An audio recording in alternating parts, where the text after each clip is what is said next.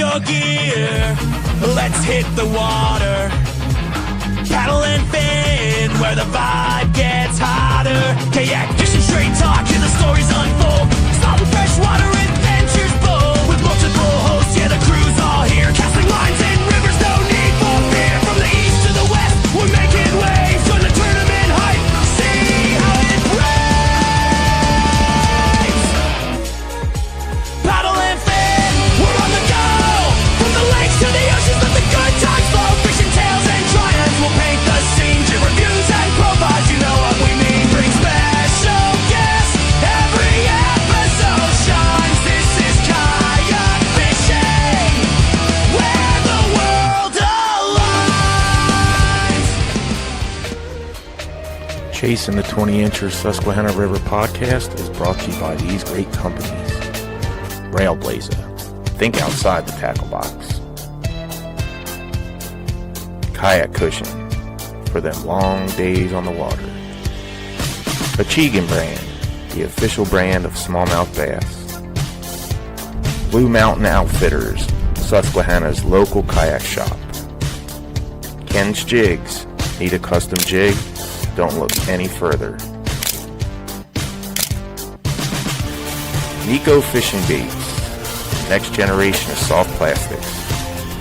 And Undercover Baits, get hooked on Undercover Baits. Thanks for watching and welcome to the show.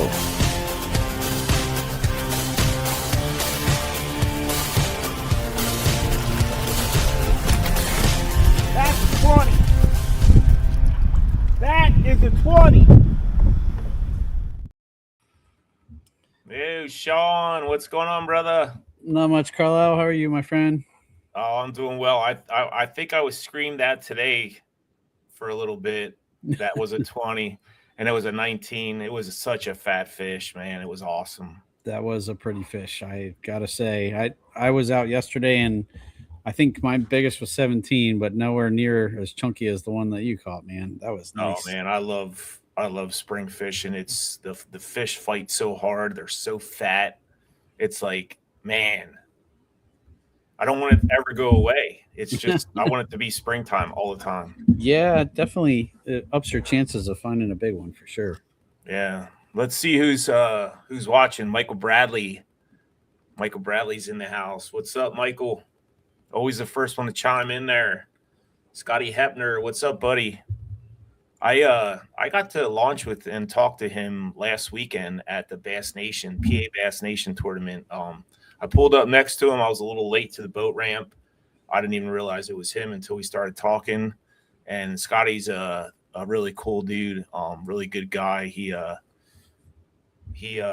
always watches a podcast, always posts photos on the Facebook page, and I kind of got to get to know him a little bit Saturday as we were launching stuff. So it was cool to see him. So Scotty, if you're still listening, good to meet you, brother. Jeff Riddle, let's go. Yeah, let's go. Let's go. Yeah, we got a bunch of things to go over. I added the Juniata River onto the river levels this podcast because I feel like that should be a part of what we do, Sean.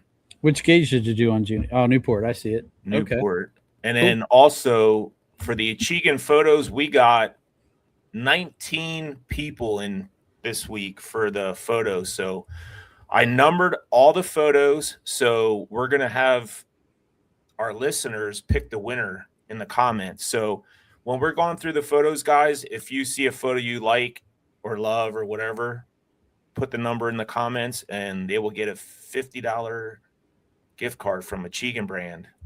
Free the fighter. Yeah, baby. Thanks to them. Yeah, they do some great stuff.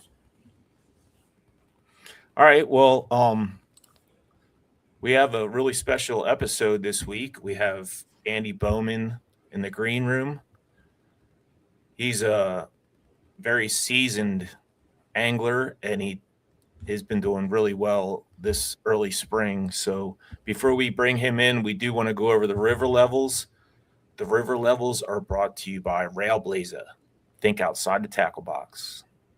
Go ahead, Sean. Why don't you start it off? All right, we're going to start off with Harrisburg, and looks like Harrisburg is dropping. And how was it when you were out there today, Carlisle? Um, it was moving pretty good today. Little stain in the water. I want to say 580 is about right because it was moving pretty good, even though we're on the down spiral. But we're on a down spiral from 9 feet. I was So going to say, yeah. So anything going down is going to be good. yep. And then we have Lewisburg, the West Branch. They're also on the down spiral, but they're sitting at 5.65 feet. All right, next up we have Towanda on the North Branch. They are also trending downwards, sitting at 4.17 feet. Yep. And then we have Marietta. Marietta is sitting at 38.81 feet and also heading down. And lastly, we'll have new to this week, the Juniata River at Newport, and they are sitting at 4.56 feet. I was out there on Saturday, and it was flowing. We were a little north of Newport where I was, but it was flowing pretty good. I couldn't do any of my normal finessey stuff because nothing would stick around long. It was getting blown out pretty good. So, hey, what's up, Randy? What were you catching them on the Juniata? A black crankbait is what worked for me. It was the only I started out throwing a chatterbait. I caught one on a chatterbait, and then after a while of not catching anything, I was trying a bunch of different stuff. I tried jerkbait. I tried. I was looking for eddies, but there wasn't really a ton of eddies in the section that I was in. There wasn't a lot of structure for them to create eddies. So I then switched to a black chatterbait or a crankbait, and it was the only bait I was throwing that actually felt like it was doing what I wanted it to do. I could feel it hitting the bottom, hopping along, and even though the current was pulling it downriver pretty quick, it was still felt like it was doing what it was doing. And then I started catching after that. So unfortunately, that was towards the end of my day, but I was still glad to start catching them. How was the wind yesterday up there? It was that we launched at like 7:15-ish, maybe a little bit later, and it got progressively stronger until noon, and then it finally started tapering off. But I got off the water at 1, so I kind of missed the nice time. And it was cold. Like I was kind of glad when I turned to head downriver because then at least put the wind at my back and wasn't blowing right in my face the whole time like it was upriver. So today was pretty wild at City Island. I'd launched from City Island and went up to almost to the kind of Quinnet. The wind was blowing upriver as the current was bringing me downriver, so it was so weird. Like it was good when you were fishing up, but when I was floating back down and kind of trying to keep my nose pointed in the right direction to fish, the wind was just blasting me right in the face.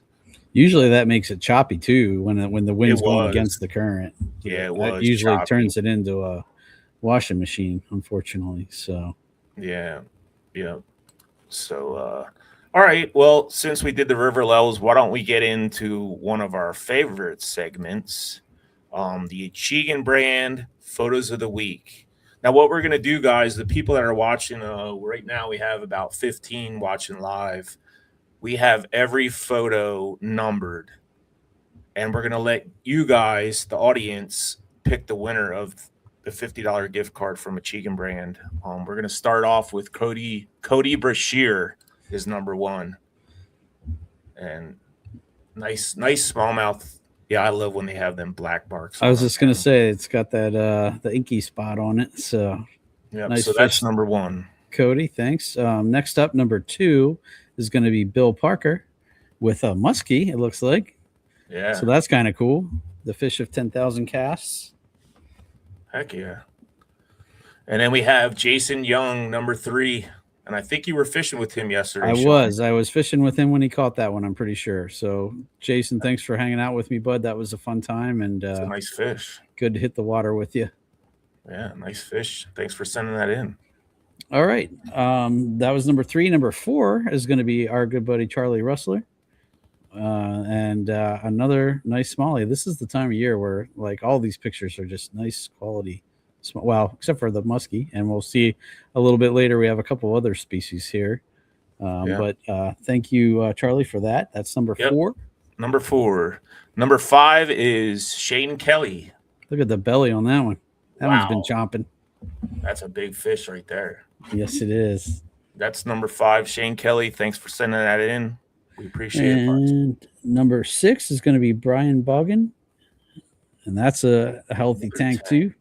Jeez, these guys are catching them, Sean. Heck yeah. It's awesome to see you guys out catching them and the smiles that go along with it. Look, I mean, that's priceless right there, that photo. That guy's got the biggest grin on his face. Like, that has to be a PB for him. I hope so. Yeah. Heck yeah. All right, number Nice fish, 6. Yeah, good job. Thanks for sending that in. Number 7 is Horse Gary. Gary Horst. All right. Yeah, Gary's look at got that. another blotchy bass there. Look at That is cool. that is neat. Look at all the tail there, them lines on them. Yeah. Sweet. Number 7. All right. Number 8 is our good buddy from the Undercover Baits team, Jake Karen. Jake has been we've been watching videos in our little group chat, and Jake's been posting a bunch of catches. So awesome to see Jake out there. Yeah. Nice fish, bud. Nice fish. That's number 8. Number 9 is Stephen Howard. Yep. Wow. Steven's from the Everyman Fishing YouTube channel. So hopefully I'll get to fish with him here one of these days. We're trying to put something together, but looks like he doubled up on a boat somewhere. So that's kind of cool. Heck yeah. Next up is another friend of mine, Scott Hirsch. I've had the privilege of fishing with Scott a few times. This is number 10. And Scott sent that in. He had told me about that trip. They caught a couple nice fish, but I think that was the nicest one from that trip. So Yeah. I seen he's selling his kayak. he just bought a Osprey, so I don't know if he's selling his old one. Yeah, it was a bona fide SS 127. So if anybody's in the market for something like that, I think he was asking like $1,100 or something. So check that that's out. pretty good. Yeah. So that's number 10. Number 11, Scotty Hepner. Nice fish. And I wonder that might have been from last Saturday. I see. I was going to ask you that. Yeah. Nice fish, Scotty. All I could have right. used that in my bag. Sucker. All right. Number 12 is our other good buddy from always posting pictures. JP Poole knows how to find them. And I really like the colors on that smallmouth. So nice catch there, bud. Is he on the bank or on a boat or where's he at? I don't know. It looks almost like an oar or something. Maybe that is on the bank though. I'm not sure what it is. But either way, it's good. JP's fish. always catching nice fish. Yes, he is. All right, so that's number 12. Number 13 is Ryan Reardon with his beautiful golden trout. Yeah. Ryan knows where to find those. He has an awesome picture with his wife too, where they doubled up with those. Yeah, that was a big one too that she caught. Yeah. They always makes me want to try that sometime. But yeah. I guess I'll do the next one, Sean. okay. So number 14, Sean Lavery, and that was from yesterday, I would think. That was yesterday. So nice fish. All Sean. right. Thank you. Number 15 up is Eric Whitmer. So that looks like a pretty nice size. Yeah, that's smallie too. Yeah. Yeah. All right. Definitely psyched to see you guys out there catching big ones. Oh yeah. And that was number 15. So we're number 16, B1 Yang. And look at that fatty too. He's been eating for sure. Yeah. Jeez. These fish are feeding up before the spawn. I can tell you that. All right. So nice one, B1 there. That's number 16. And up number 17, we have Andre Jackson. So Andre, the bellies on these fish are like just crazy. They're gorgeous. Yeah. So well, they had a long winter, Sean. You know, it was the river was frozen for 2-3 months. Yeah, just crazy. So they're putting the feed bags on right now. Yep. And that's number 17. Number 18, Jake Fromm. It's another buddy of mine who I've fished with on occasion. So, Fly bait Jake. fish. Yep. Nice fish, Jake. Thanks for sending that in. And we have one more, Sean. Yep. Lastly, last but not least is number 19, Kurt Miles, with another pretty small out. The stripes on that one look pretty good too. I love That's this. a tank. Look at the tail too. It's just, It's a long fish. Yeah. I think he said it was 21 and a half or something. Holy like cow. But I don't That's know awesome. if I don't know where that's at. I was trying to figure it out, but because the trees in the background are so green, so that must be down south somewhere. Yeah. Either way, though, nice fish. Yeah. Kurt, thanks for sending that in. So there you go, guys. In the comments, if you saw one that you really liked, or just want to support somebody, just drop their number, the picture number, in the comments, and next week we'll announce who got the most votes, and we'll give that person a $50 Achigan gift card. So vote whenever you can. If you're checking it out now, you can drop it now. But if you want to go back and look at them again, feel free to just check it out later and vote, and then we'll let you all know next week who wins that gift certificate. I think number 12. Yeah, Michael Bradley saying number 12, but JP Poole won, I think, last month. So I mean, if he wins again, that's fine. But yeah. Get your votes in, guys. Get them in the comments so by the end of the show we can pick a winner. What do you think, Sean? Without further ado, you want to bring Andy in here? Yeah, heck yeah. Let's let him get a drink quick. There you go. We would have pulled him in and he would have been mid-drink. All right, he's good. So everybody, welcome to the Chasing the 20s show, Mr. Andy Bowman. Thanks for coming on, Andy. What's up, guys? What's going on, Andy? Not too much, Carlisle. Hey, I want to give you a quick congratulations on your third place finish last weekend for PA Bass Nation on the Juniata River. Thanks, brother. That was one heck of a show you put on. It was fun, man. What'd you have? 91 and a quarter. 91 and a quarter inches, man. That's huge. I know there was a tournament today down on the Upper Potomac, and first place had 88. So that just goes to show you what kind of and the water was warmer down there. So that just goes to show you guys like what kind of fisheries we have, local for us, that we are so blessed to be able to go out and fish. Yeah, Juniata is quickly becoming it's hard to compete against the Susquehanna, but the Juniata, I mean, again, if you start digging around and looking around at the amount of water and the quality of fish up and down the Juniata, it's pretty impressive. Very impressive. Well, I know you hear a lot this time of year that, there's a lot of jet boaters out and guides and stuff. But yesterday we launched pretty far north, but we didn't see another boat until like lunchtime. So when I passed the sheets in Duncannon, I saw a guide boat sitting there. I don't know where they were headed, but they didn't go where we went. So it was kind of nice. We had the river mostly to ourselves. You get off the beaten path. You get away from some of the, the popular launches. Get away from Howe. Get away from Amity. And I've been out again this spring, hitting a half dozen different launches, including some of those busy ones. But I'll tell you what, getting a little bit isolated water, maybe not as many fish, but the quality of fish is still there, up and down. Yeah, and for the.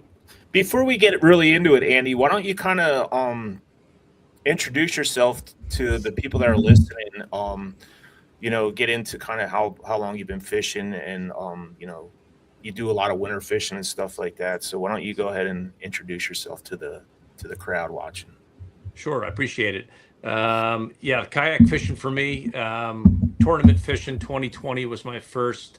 But before that, my first kayak was 2012. I got a Jackson Kilroy. I live in Lancaster, so Conestoga's real close to me. And you have some family members that bass fish. I grew up an outdoorsman, hunting, trapping, fishing up in Schuylkill County. But bass fishing was foreign to me until I got down here My wife's cousins are huge smallmouth fishermen on the river, especially up in North and West Branch. And I got the bug a couple years ago, and I know I mentioned to Carlisle on Saturday at the awards. He said it, and I said it at the same time. Like, this is a problem. Like, we're addicted to this. Yeah. It is. I've pretty much stopped most of my other outdoor activities. I don't hunt it nearly as much as I used to. I haven't trapped in a couple years, and smallmouth river bass fishing. All bass fishing, but this especially is something that just has been, certainly has become a passion of mine. Yeah. How is the Conestoga? I've looked at it before a lot, and I've never fished it. Smaller fish, again, if you catch a 15, 16-inch, smallmouth on the Conestoga, that's a giant. And again, it's where I live. It's really it's close, but I'd rather drive an hour to the Juniata than 10 minutes to the Conestoga. Just that potential for bigger fish, more fish. If I only have a little bit of time, on occasion I'll go to the Conestoga, but the vast majority of my time is out on the Susquehanna on the Juniata. 2020 was my first year tournament fishing. I went out, didn't know anything.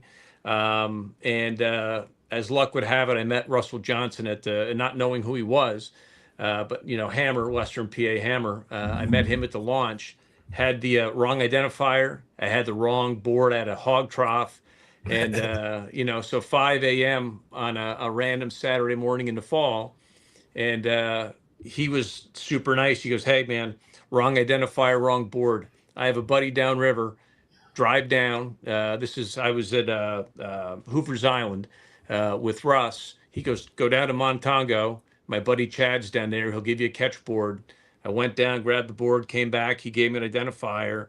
And from that point forward, I was like, this group is different, and from that point forward, I met guys like yourself, Mickey Forsch, you name it, John Lenker. I mean, John and I, we fished a lot of tournaments together. We always seem to end up at the same launch, or, when I saw his name pop up on the leaderboard here the night before, I knew that, he likely would contend because he's one heck of a fisherman. Heck yeah. Jonathan So, Lincoln. I've been addicted ever since 2020 in the fall, and sort of the ebbs and flows. I have 3 kids in college. I have two in college. One a senior in high school, will be in college in the fall. So trying to navigate, all of those commitments, and the schedule is a little bit challenging. But when I get the ability, I mean, the family's super supportive. I get out, so I'm going out Wednesday. Have some flexibility with my work. So Kyle Wamsley and I are going out Wednesday back to Juniata, looking to crack them. Oh, he's another scary one, man, to be in tournaments. He's a hammer too. He's good. Yeah, he's an Eastern, kayak anglers, Eastern PA guy. Very good fisherman, very methodical. His brother Greg, who won a lower Susky event a couple years ago. Greg and I worked together, so he and I fished quite a bit as well. Oh, cool.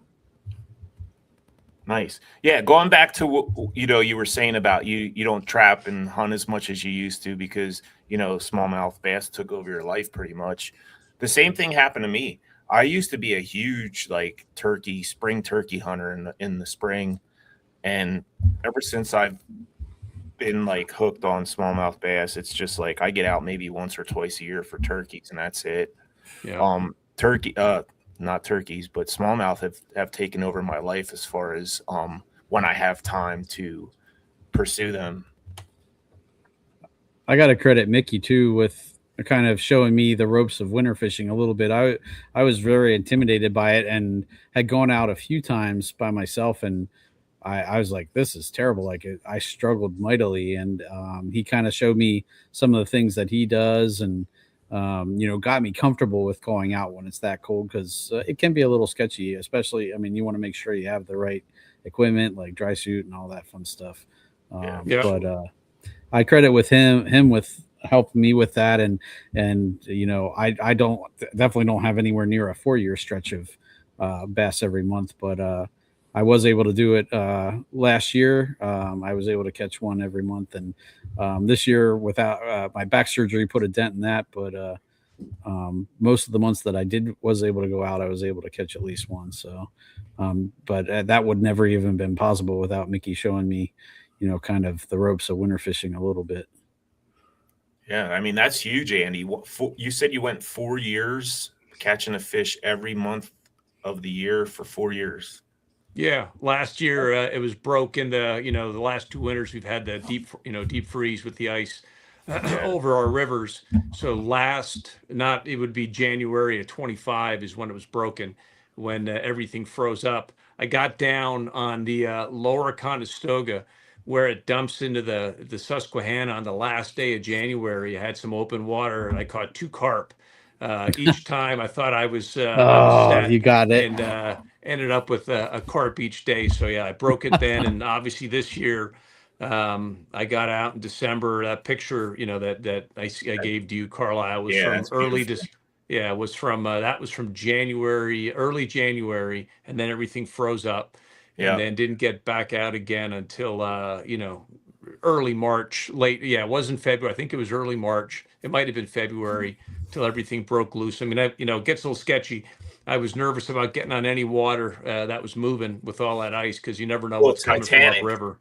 Yeah, you don't want to be like the Titanic. No, it ain't that important. But I have a video Mickey took of me dodging icebergs one time. Yeah, that's always fun. I remember being out there. I think it was 2 years ago, where half of the river was frozen and the other half was open. So I'm cruising along, and there's frozen ice on the other side, and there's open water, and I'm catching them on a blade bait. It was freaking awesome. That's awesome. Yeah, I was out with Jeff Little. I took a day, and I think Sean may have done this as well with Jeff. Went out and for me, instead of buying a new rod and reel, I spent some money on some education, and I took a day here in December and went out on the river with Jeff. I needed proof of concept. I just needed to get some confidence in some of the winter tactics. You ask my buddies, one of the things I lack is patience at times. In the summertime, I'm a pretty fast, aggressive power fisherman. So getting finesse and having the patience, Jeff showed me a lot of things that day, and it really had nothing to do with catching fish. So, I mean, that was, it was a super cool day, dry suits, we built fires, we did a lot of the things that are important for river fishing in the wintertime. And I ended up landing a couple fish. I think the water temp was like 33 degrees. It was nuts. Wow. But it was, again, just another one of those, days of education. I mean, every day we're out there, whether we're with somebody or by ourselves, we're learning. The nuance to the water, looking at the weather, looking at river levels, the clarity of the water, watching the foam, as Jeff Little would say. I mean, there's, before we got on the air here, just talking about, sharing juice and talking about lures. The way I look at that is I'm looking to help educate. I don't have any, delusions of grandeur, like I'm going to be, doing something, on the tournament scene, so I don't mind sharing. I know, everybody that I've fished with and everybody that I've asked for help from, I've gotten a lot of help. Again, talking about Russell Johnson, talking about, guys like Jody Queen don't have to help, guys like us. And I've been surprised at how remarkably open, the vast majority of people are that do this. Yeah. I mean, here's the thing. I have a YouTube channel that has 191 videos on it. If somebody really wants to, learn the river or anything like that, or try to fish the spots that I fish, go ahead. There's plenty of fish on that river that I could go anywhere. I could go at any boat ramp at any time, catch fish. Yeah. It's and those fish are moving constantly. So it's not like a secret little honey hole, And I really, the same way with you, Andy. When I got started, so many people took me under their wing and were more than forthcoming with information, not necessarily spots, but definitely, my questions were all like, how do you work this bait? Like, am I doing this right? Because I figured once I could work the bait the way it's supposed to be worked, the catches would come. And and that was the biggest thing for me. And so many people would show me or take the time and give me that. And that's why I got into podcasting back when I did the noob show. Was I just wanted to learn, and I figured the best way to learn was to talk to people. And talking to people like Jody Queen and Drew Gregory, and they're so willing to share what works for them and how they what their methodologies are, how they prepare, and all that stuff. And I was able to grow my knowledge exponentially over a few short years. So now I feel like I need to at least return the favor, and that's why I'm more than happy to share what I know and what works for me, and if I can help other people get the same bug that I've caught, that makes me happy. 100%. I mean, again, yeah, Carlisle said beforehand about sharing the juice. I'm all about it, man. I mean, again, I have some buddies that'll roll their eyes, but I really don't think, to what you just said, Sean. It's about education. This community is just different. We're not fishing for $100,000. We're fishing for, it's more bragging rights. Like we have, my buddies and I, we've, jokingly coined ourselves Team Jabroni. We've done some dumb things and, have, done a series of, comedy of errors throughout the years. So we're always, it's bragging rights. If we can go out and, one up each other, at the end of the day, we want all of us to do well. But if one of us comes out on top, it's bragging rights till we get out again, and that's it. Then we go share a beer and a meal and laugh it off, and we can't wait till the next time. Yeah. Yeah. I think I started fishing tournaments the same time you did, Andy. And I remember my first tournament I launched out of City Island. It was for a no limit power hour.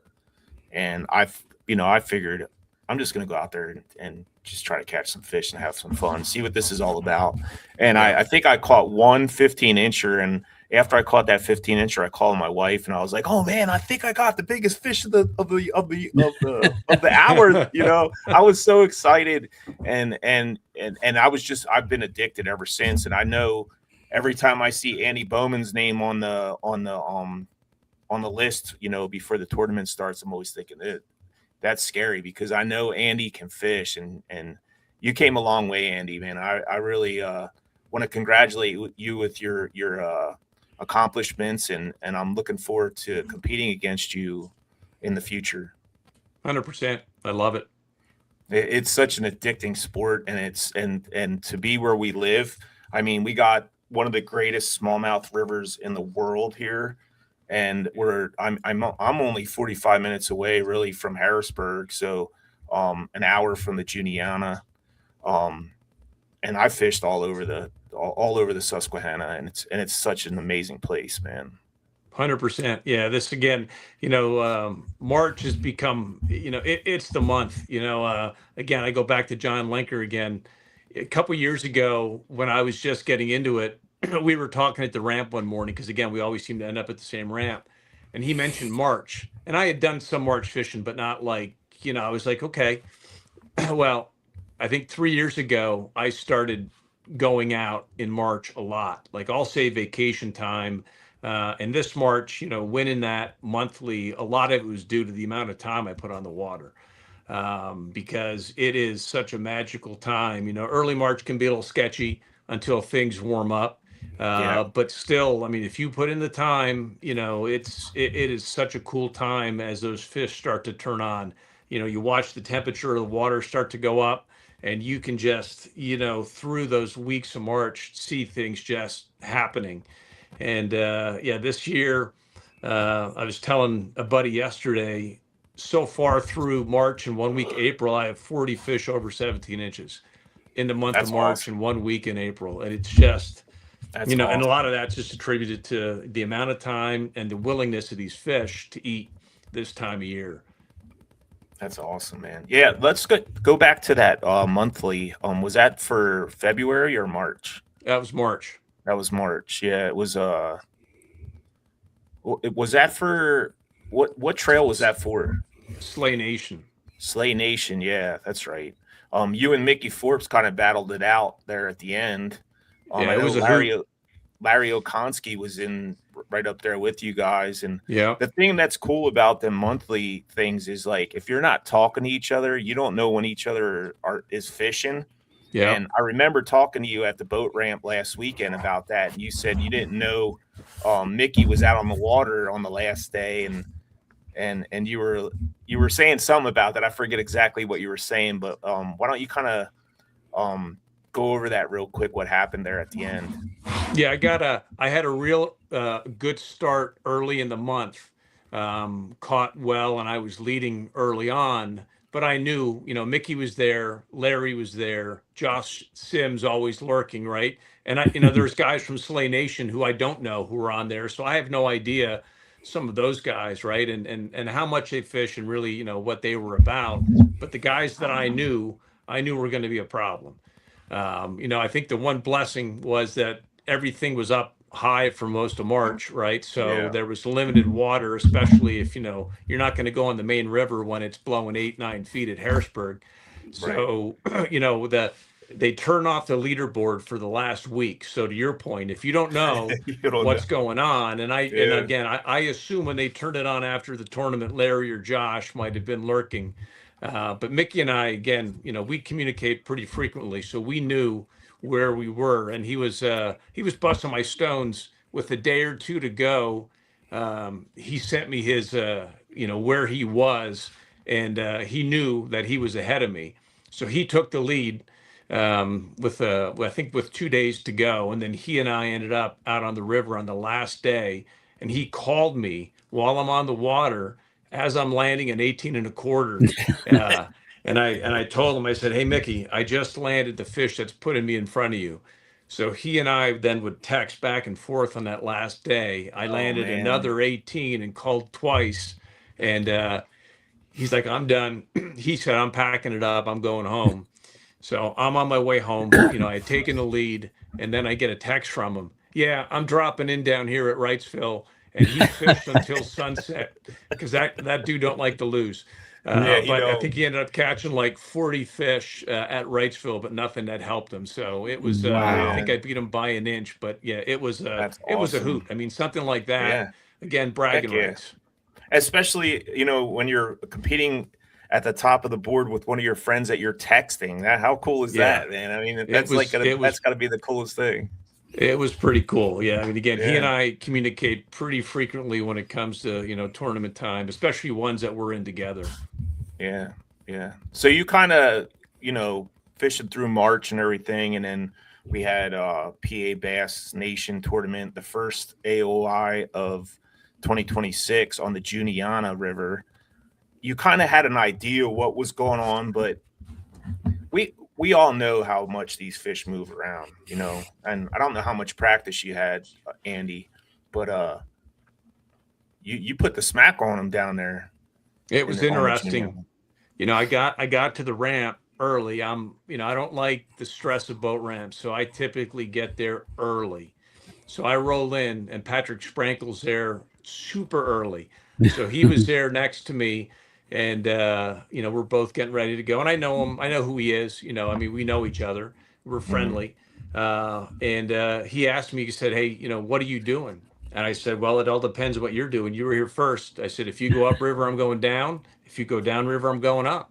He said, "That's cool." He goes, "I'm going upriver," which is what I wanted to do because I was more comfortable with that. But I also had water downriver from the ramp, and it turned out to be a blessing. I went downriver and I struggled for the first hour, again, doing what I had done all through March, which was a lot of it was throwing, again, a black and brown jig, right, with a craw trailer with a little bit of scent on it, right? Again, bushy, right? A lot of silicone. And then once the water would get a little bit clear, I do hand tie some of these ones that actually have like living rubber and silicone and a smaller craw. And that was the juice in March for me. I caught most of my fish doing that. And again, not dead sticking it, being somewhat aggressive with it, bouncing it off the bottom. And so March 31st, I think, was a Tuesday. That ended that month long, and I didn't fish until the tournament on whatever that day was there, for Last PA weekend. Bass. Yep. Yeah, so it was 5 days or so, and a lot can change in 5 days. Oh yeah. So I started the tournament, fishing what I had done for that monthly, and it wasn't working at all. So the first hour of that tournament, I didn't have a fish. I had a couple bites. I started throwing the spinnerbait with a paddle tail on the back, a white spinnerbait with a white paddle tail. Had a couple hard hits. Had one fish hooked. He may have just been holding on to the trailer. I don't know. I didn't land him. And I was a little frustrated, in years past, I probably would have spun out, but I was like, okay, take a breath. It's an hour. I start floating down river, and I see there were two young guys that had launched with me. Didn't know them, but they were doing a float down river. And I'm looking at the guys, and I'm always, again, looking at what others are doing, right? Not trying to steal anything, but this kid landed a fish out in the middle of the river in shallow current, and the light bulb went off. I'm like, all right, well, the pockets that I was, that I had been fishing in March, they just weren't there. They were moving, right? They were getting out into the water, starting to feed heavy. And I said, all right. So I didn't know what he was throwing, but I saw where he was throwing. So I put the jig away, I put the spinner bait away, and I had a flat side on one of my, that was one, again, carried 5 rods with me that day. And first cast with the flat side, just randomly, just to be sure everything was set up, and I landed a fish. I landed like a 15-inch fish at nowhere, right? So I was like, okay, again, big light bulb, right? So put him on the board. I think it was, I forget, 14 inches, something like that. It was one of the ones that I called fairly early. And from that point forward, it was game on. The flat side was it. That was the juice for me. Now, I know others, I talked to guys afterwards, the chatterbait seemed to be, the thing for quite a few guys. I know Josh Sims and John Lenker, the chatterbait was it for those guys. And it used to be my juice for a lot of years, and I've sort of lost confidence in the chatterbait some. It just gets thrown a lot. And that flat side, shallow current, I was finding them in shallow current, both on sort of shoreline eddies, but I was also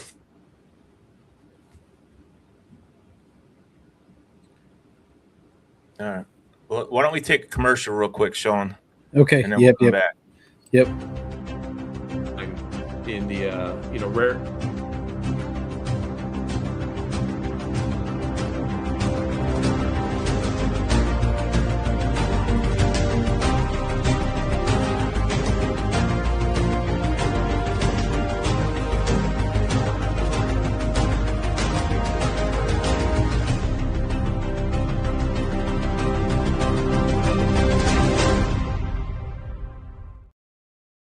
All right. Sorry about that. Andy, you froze up a little bit, so we went to a commercial break. Yeah, no worries. You were saying about the eddies and stuff like that, and then you froze up. So why don't you kind of start off where you finished there? Yeah, sure. Now, where I was finding fish was in shallow current, both along shoreline eddies, out away in the faster water, and then mid-river. So I found, I got in this little milk run where I had a couple islands and then a couple shoreline eddies that it was basically just a big loop that I made then for the rest of the day. I would, drop down off the bottom of an island, hit some shoreline eddies and work my way back up. And I just did that. I ended up, again, I stopped counting. I was somewhere between 30 and 40 fish before the day was out. And, got lucky with a handful of good ones, like we talked about earlier, Sean. Sometimes you get them, sometimes you don't. I mean, there were people, I know Adam Milstead was not too far away from me. He was just upriver from me. I'm not sure what he was throwing. I saw another guy that I don't know. There weren't too many people around. There was quite a few boats around me. But that was it. I mean, it was incredible, and I fished clean. I didn't lose a fish. I had that one in the morning hooked, but didn't get them. Again, it could have been just on the trailer. but every fish that I hooked with that, with that flat side crank was it. And such a cool. It was cool to do well, but it was even more cool to be able to adapt. And that's Yeah, something a couple that's years really ago. cool. When you Yeah, figure that out I the wouldn't have. puzzle, yeah. That's it. Watching what someone else does and saying, well, that's interesting. Not so much what he did, but where he was. Yeah, And so that was super rewarding to have a game plan and throw it away and realize that just wasn't it. And the next day it could have been something completely different. oh yeah, absolutely. What's your setups for throwing that jig and for throwing that flat slide crankbait? Well, the jig, I have a Falcon. It's a drop shot rod. I have a Vanford that I use for that. Again, I'm a straight fluoro guy. Straight I've fluoro. tried. Yeah, I'm an 8 pound. I made a mistake here in that March monthly. I had 6 pound fluoro tied on when I was out in the winter in the super clear water. And Jeff Little was looking at me like, dude, yeah, I wouldn't be throwing 6 pound. And I said, yeah, He told well, me the same thing. Yeah. yeah. So, and it was interesting. So I still had 6 on that reel for the March monthly, and I snapped off a big one. Don't know what it was, but it was big. And that was the 6 pound. So I came home that night, unspooled that 6 pound, and put 8 pound on. So Yeah. yeah, I'm straight fluoro except for top water. I throw co-poly. But everything that I throw is fluorocarbon. I love the feel. I have buddies that have fish braid to fluoroliters, and I've tried it with the river and the rocks, and every bounce is a bite. For me, I just can't adapt to that. So. And the crankbait, I'm still searching for that good. I would obviously prefer to throw it on casting gear. But trying to find, if there's a little bit of wind, it's problematic trying to throw it because it's fairly light. So I throw that on a little bit stiffer rod. But that again for that flat side, I'm throwing that on spinning gear as well. Bigger cranks, I have a nice casting setup. But And the yeah, same is that the same 8 pound fluorocarbon?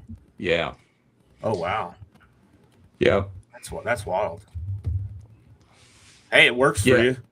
Yeah, I mean, again, moving baits, typically I'm throwing 12 pound fluoro, chatter baits, spinner baits, anywhere from 12 to 15 pound. 15's been where, again, summertime, power fishing, 15 pound fluoro, and then 20 pound. I've been toying with large swim baits and some glide baits. I started doing that last spring. One other bait that caught for me in that monthly was a 6 inch, this new Z-Man Swag LT. That thing is awesome. I have it again, bone colored, with that Yeah. top hook. That Is that thing the line is through? line through. Yeah, and I Yeah. like the top hook, right? Especially in the river without, Yeah. no treble off the bottom. I've Less caught a snags. good number I've caught a good number off with that here this spring, and those things have been, devouring it where, that hook's like, buried in the top of their mouth. So that's another thing that, again, that's really, it's hard to commit a whole day to that, sitting in a kayak, chucking a 6 inch swim bait or a big glide. But Yeah. I'll go and say, okay, for the next hour, I'm going to do this.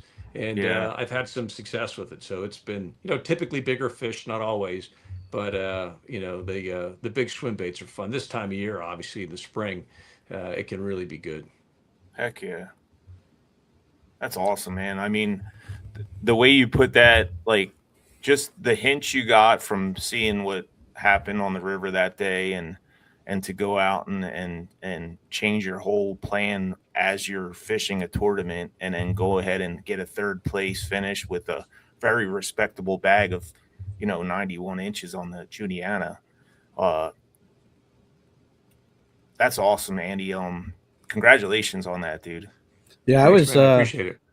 I was scoreboard watching because I couldn't fish the event, and I kept on checking where Carlisle was, and it really kind of shocked me who was below him. There was some big names that were further down on that list, and I was like, wow, some people are struggling. Yeah. And I was getting updates from Carlisle throughout the day, and and I was like, man, it just struck me, some of the bigger names that were pretty far down on that list. So. Here's a good question for you, and I know the answer to it because I've done it, and I've become a better fisherman doing it. Has winter fishing made you a better angler? Oh, 100%. 100%. On my side too, 100%. Yeah, I mean it's patience, it's focus. It's I need, like I said, I need a proof of concept, right? When I went out, and when I go in the winter, it forces me to slow down, right? Which sometimes is difficult. When it's warm out and you're checking a chatterbait or top water and you're just going. There are days, and even in the summertime, where that doesn't work. And you just need to be able to read the conditions and decide. What are some of the change ups? I mean, we all have those days where, and that's, I think, the one thing that I've learned, because even in the wintertime, there's some nuance to it, right? Where, it could be a subtlety of a, you're throwing something with the skirt or the color or just, the way you're presenting things, how long you're letting something sit. I mean, again, you may have to let something sit for, 30 seconds, 45 seconds, a minute, where maybe in the springtime it's 15, 20 seconds. I know Mickey had posted a video from, I think it was from the Bass Nation, that he put up on his social. And one of those catches with the chatterbait, he threw it out, and then he was monkeying around with something and let it sit. And that's when the fish hit, right? Yep. It was, and those are the kind of hints. I mean, how many of us have done that, right? Where you've been out fishing and you struggled, and then, whatever it is, whether you're throwing finesse or even power fishing, and you just let that thing set because you're distracted, and then boom, you get a bite. Those kind of clues are, you have to be, thinking about it, and right, you have to let, the conditions, dictate and help, with how you, not be so bullheaded. Yeah. I gotta give props to Jeff Little for that too, because what I always thought of dead sticking was not dead sticking. Like it got to the point in the class. Now I almost wish I took my class with Jeff in like I want to say it was early November, maybe even end of October, and the water was not super cold yet. I know I was wearing pants, but I was also wearing my sandals, and we were waiting, like, so it was warm enough that I didn't have to wear like boots or anything. And so if he does that again, I might take another class with him just on the winter fishing to really kind of dial that in. But there was a point in time where he was, having me dead stick a little Z-Man, like a 4-inch scented jerk shad. And he's like, if I see your hand touch that handle one more time, I'm going to come over there and smack you. That's funny. And I was he wasn't being mean, but he was trying to get me to realize what dead sticking actually was, and because I always had the tendency to just want to move it a tiny bit or just pop it or, just do something. And he's like, no, just let it sit.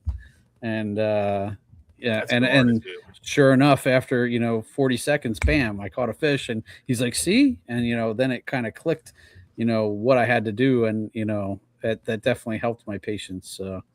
That's awesome. He's a good guy. I mean, I've texted him a handful of times. I don't try to bug him, but I have texted him a handful of times since that, and super, responsive, and very cerebral. He's such a cool guy. So well spoken and well thought. You got to listen to the guy. You watch his videos, and you talk to him, and there's just a wealth of information there. Oh yeah, for sure. Big shout out to him.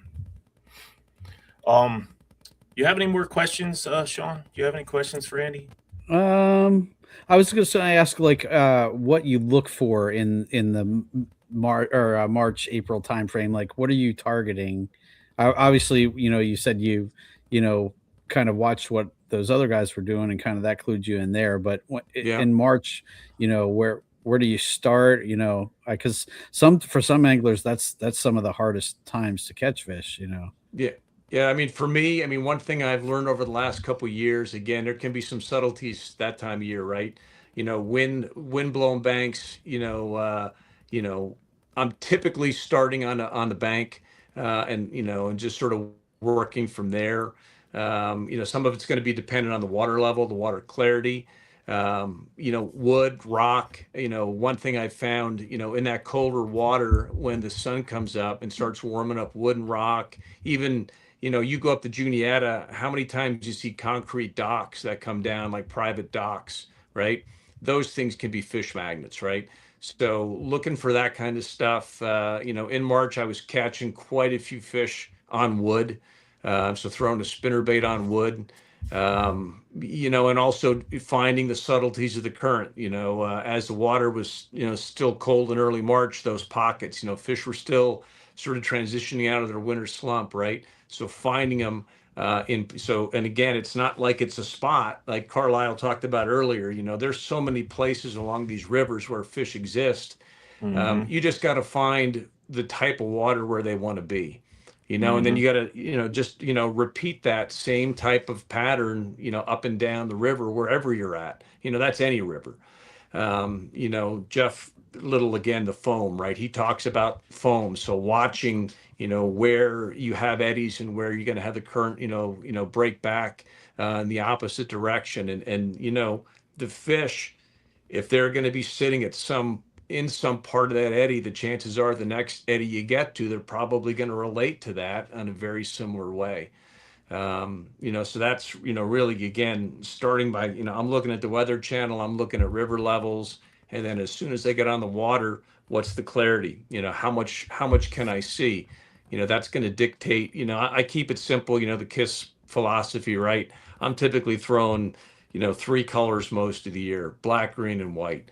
Spring's a little bit different, with the red, the red, crankbaits, flat sides, chatterbaits. The only time I'm throwing a fire craw chatterbait is in the spring, right? But, black and dirty water, green pumpkin and clear water. For me, I'm always carrying a jig with me year round, no matter what. And I can pretty much catch fish year round with the jig. So that's one of my confidence baits. Even though I can be impatient, I have enough confidence in a jig that I will, I'll stick with that maybe longer than I should sometimes. But it's a solid performer on the rivers around you can't here go wrong with the jig. crayfish trailer. Yeah. That's awesome, Andy. And when I did see you at the boat ramp after the tournament, I noticed you got a new trailer. That's a couple years old, but that Is thing it? it's a couple years old. I got that down in North Carolina on the Water Innovations.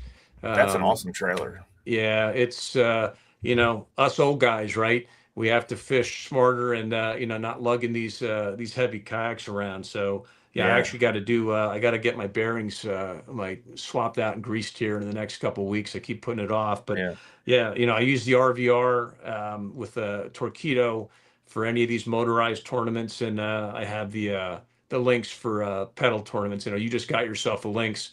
Yep. This is I my haven't third even year brought it with out yet. So it is, I know there's some haters out there on the platform. It's noisy, whatever. It is, to me, in terms of a pedal yak. I mean, it does have some limitations, but overall, again, 43 pounds. It is a nice. I fished all winter out of it.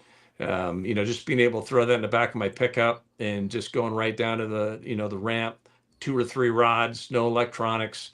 1 or 2 tackle boxes and just go. yeah, that's very simplistic. Light.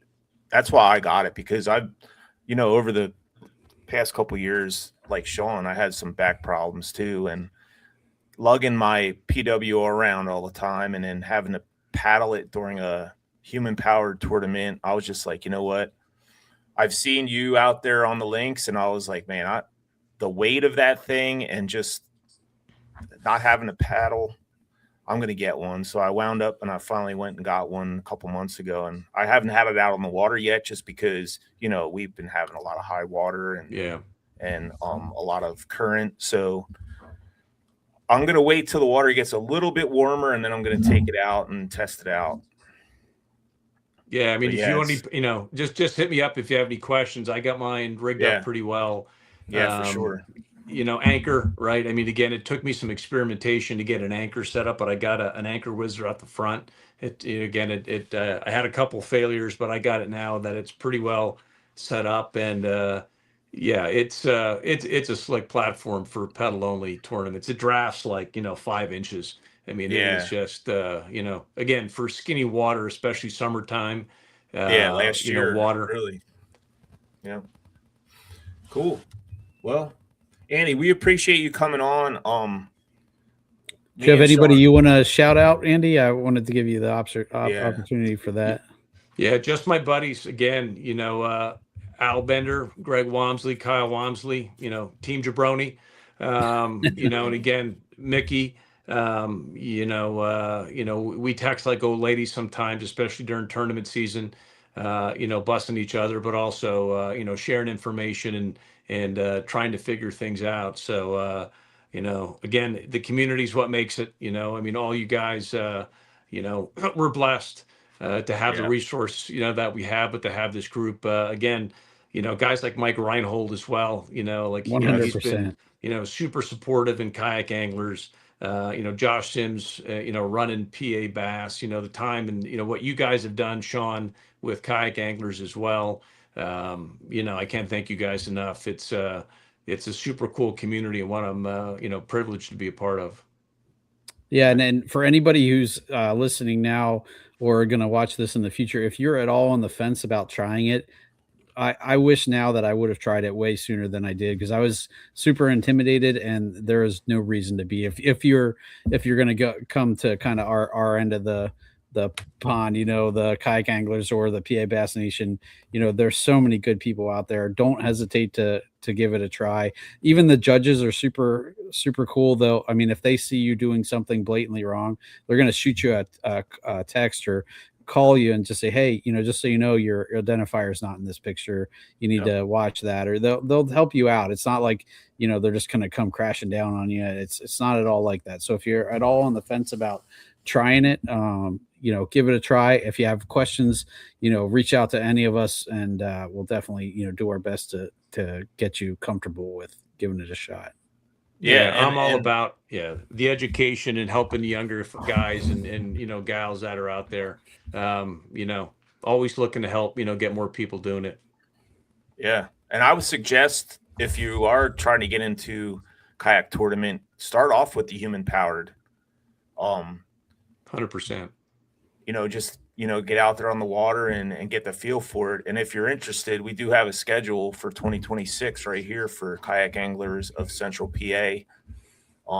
May 23rd, Upper Chesapeake Bay, June 14th, Juniata River, July 25th, Lower Susquehanna, August 9th. We have our charity event on Lake Redmond. That's always a fun time. August 22nd, Susquehanna North and West branches. And then September 5th, our signature event would be the Juniata and the Middle Susky. So if you want, go to kayakanglers.com and check out Central PA and get signed up. I'll be there this year. I'm hoping to do a couple of those. Again, family schedule is going to keep me from some of them, but I missed out on a lot of the kayak anglers events last year. I missed, not participating as much, and the team championship at the end of the year. I did that a couple of years, which was a hoot. That's fun. It is a lot of fun. So I'm hoping that I can get more of the KA events in this year, and that year end stuff is it's a lot of fun. It's a blast. I mean, we're now 3 years in a row, Sean. Yeah. So we got to keep that ball rolling. Get Andy on our team this year. I was on it a couple years ago. I did the individual 1 year, I think 2022 maybe. I finished third in AOY, and then I think the year after I was on the team. And again, it's so much fun again, because there's, I know some of the folks from the other chapters, and again, all good people, so everybody. bragging rights for sure. Right. So, Heck yeah. it's, I'm looking forward to it. Definitely. All right, Andy. Hey, we appreciate you coming on today and, being our special guest and talking to everybody about, your recent success and spilling some of the beans. We're looking forward to seeing you again here soon. Are you going to fish the Upper Potomac? at the end of the month? No, that's my son's senior prom. So Okay.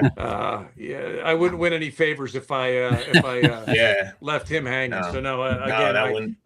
I fished the Upper Potomac last year for a MAKBF event. Kicked my Yeah. butt. I ended Yeah. up catching 4 fish. It was rainy. It was Yeah. sort of crappy weather, but it was super cool water. So I am looking forward to getting back down there again. It just won't be in 2 weeks. Yeah. Okay. Cool. Well, we will What about catch you on guys? the You water fish- at some Are you point. guys fishing it? I am. think Yeah. so. Yeah. I think so. Yep. I I'll be fished it watching. last year. Same deal. You know, it was raining, and yeah, it's a cool place though. It's like a miniature Susquehanna. Yeah, agreed. It is a cool place. All right, Andy. Thanks so much for coming on, man. We appreciate you. All right, Yep. guys. Looking forward to sharing the water with you, bud. Absolutely. Take care. Keep See it up. ya. All right, Carlisle. Well, we'll wrap this up. Guys, thanks so much for tuning in for another episode. Anything you wanted to add, Carlisle? Or at the end here? Yeah, I want to give a shout out to I just picked this up yesterday. A couple of mine that are friends of mine. I did their wedding. I did their photography for their wedding a couple years ago. They started a business. It's called the Bug Shed, and they took care of this for me. I mean, it's pretty much flawless. They did the skull mount for me. It's called a European mount. $120. That's really So pretty. check them out. They're located in Columbia. Really cool people. They have a really good deal going on there. I think the wife is actually getting into taxidermist, so she's trying to get her license or whatever. But they do European mounts, and I mean, for $120, it's one heck of a job. So I just wanted to give them a shout out. Nice. Other than that, Sean, looking forward to the next couple weeks with some of the tournaments we got coming up and some of the fun fishing. We still have to set a date for our Barbie pole tournament, That's going which to be I'm kind of leaning towards, Memorial Day weekend or something if we can, if everybody can make it. But other than that, we want to thank everybody. Oh, let's see who got the most votes here. 12, 19, 11. That's all we got right now. So if you're still listening and you watched the photos in the beginning, we need a winner. And Or if not, go back and watch again and comment on the post. yeah, you can do that too, or we'll just pick it.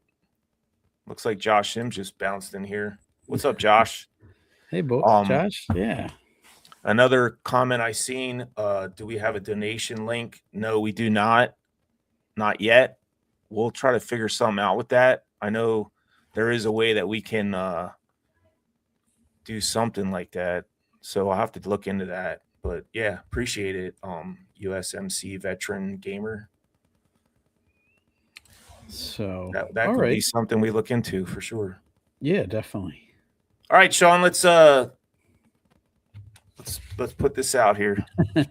All right, guys. Well, thanks again for tuning in for another episode of Chasing the 20 Inches here on the Paddle and Fin podcast. We will catch you guys in 2 weeks and hopefully have some interesting news to share with you. So until then, be safe out there on the water and tight lines, and I hope you guys find them. And we will catch you next time. Thank you for tuning in to the Paddle and Fin Podcast Network. We hope you enjoyed the show. Don't forget, for future shows, like, follow, share, and hit that subscribe button. Make sure you check out our individual channels and accounts too. Want to be a guest on one of our shows and talk of adventures, gear, or products? Contact us. Thank you for watching The Noob Show with Matt Gibson, Chasing the Tide with Dustin Nichols, The Rusty Hook with John Rapp, The River Run with Adam Fraser Pross, May Contain Fishing with Daniel Woodcock, Chasing the 20s with Carlisle Esterly and Sean Lavery, Friday Night Bites with Brian Schiller. Thanks for tuning into the Paddle and Fin Network. Subscribe and always wear your PFD.